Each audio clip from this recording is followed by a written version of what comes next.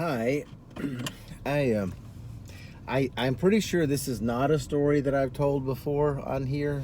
Certainly a story I've told before. All my stories are, but sorry, gonna turn my AC on. It's a little sticky. It's not real warm, but it's kind of sticky.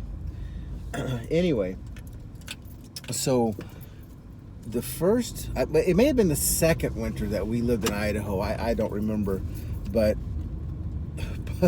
Papa wanted to try downhill skiing, which is a wonderful thing. And so I know I've told one story about that, but so one evening we were on our way back, and Papa had this pickup truck, 1968 Chevy pickup truck, and it was a time before seat belts. So all four of us, and to keep in mind, of course, Uncle Joel and I were little boys, fairly little boys, and so we were all sat in the pickup truck. And I want to say that Papa, of course, drove. I think Mama was on the door, and then Uncle Joel and I were in the middle. And I'm guessing I sat next to Papa because he had to change gears. It was a manual transmission with the gear shift on the floor, so that's how I think it worked. Anyway, so pickup trucks are not the world's best thing on a snowy or icy surface because they're rear-wheel drive and they're light in the rear end. And so those first couple of winters that we lived in Idaho, there was so much snow. I remember that we'd go through this little town called Fairfield, Idaho, which is the town where the ski area called Soldier Mountain was, the one that I talked about before. But at that time, you would go through Fairfield, and it was the kind of thing where there were, people had snow piled up in their yards as high as a man.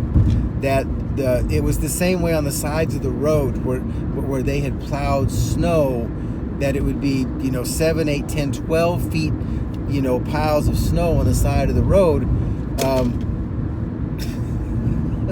So a pair of sunglasses just fell from my visor. Anyway, so there was a lot of snow. The point is, and then also the roads, again, I don't think in Idaho, I don't think they salted and sanded. Maybe they do now, but I don't think they did then. It just seems to me like the roads were always snow-packed. Anyway, the whole point behind this story is that we went skiing one day, and we were driving back, and I think it was starting to get dark, or maybe it was dark, because again, that's fairly far north, and so it gets dark pretty early in the winter. And we're driving on a narrow 2-lane road that goes from the ski area to Fairfield, Idaho, the little town. I don't know how long the trip is. A few miles, I would guess. 5, 6, 8, 10, I don't know. I do know that the trip from Fairfield, Idaho to Mountain Home, Idaho, where we lived, I think was a good 2.5 hours. So anyway, so by the way, Papa should not listen to this story because he will not like that I'm telling this story. So we're driving back. Papa's driving. We're riding, and somehow he ends up getting too close to the edge of the road. I don't know. I don't know if somebody cut us off. It may be that there was a snowplow coming, and he was trying to get over, and he got over just a little bit too far.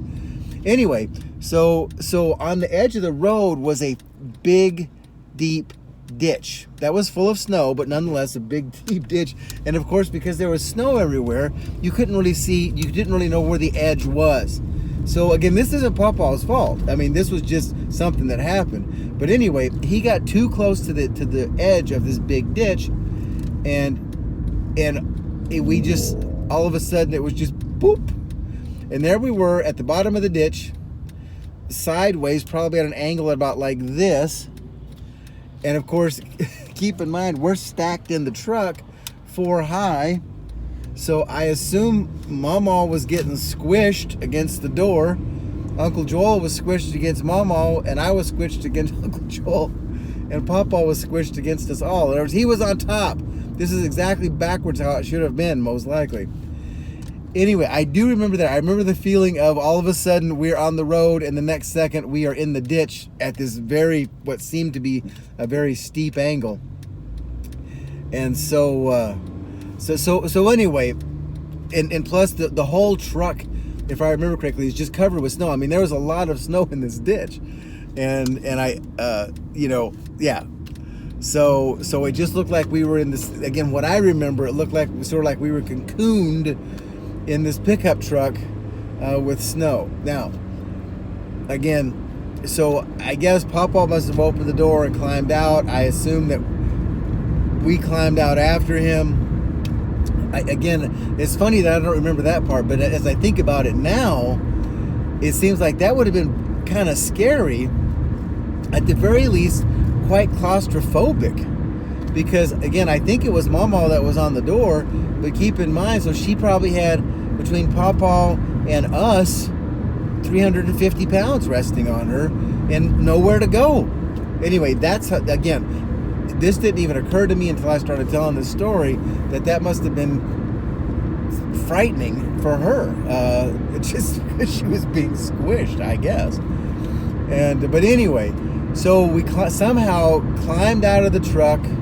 I think somebody picked us up and gave us a ride to Fairfield, and then they took it to this service station where they had a tow truck, and I think Mama and Uncle Joel and I stayed at the service station where it was warm and dry, and then Pawpaw went with the tow truck guy, and they drove back and pulled the pickup out of the out of the ditch, and then went on, and then they got us, and then we went on home. Fortunately, I don't think there was any damage to the truck or anything like that, but it also meant by the time we had arranged for the tow truck, and then it went to get the truck, and then they pulled the truck out and all sorts of stuff like that, I think it was kind of late, and then plus we still had that long 2.5 hour drive home, to get home. So anyway, that's what I remember. I just had another thought too. I'm just going to add this onto this. So in Fairfield, which was this really quaint little town, especially in the winter. I mean, there's just a few people lived there, and but they had. I remember they had this thing called the Fairfield Inn, and it was just a little hotel or a little motel, 2 stories. But to me, it always looked so quaint and so inviting and so romantic. I didn't know what that word was, I guess, then, but it just looked so pleasant, like a Swiss chalet or something like that, and I always wanted to stay there. I mean, I always wanted to stay at the Fairfield Inn. As a matter of fact, I'm going to look and see if it still exists. It probably doesn't. I'm sure it doesn't. But I don't know. Like I said, it was probably just a chintzy little cheap motel. But it just, to me, it looked like really truly like something out of something from Switzerland. Anyway, okay. Thank you for listening to my babbling. Love you.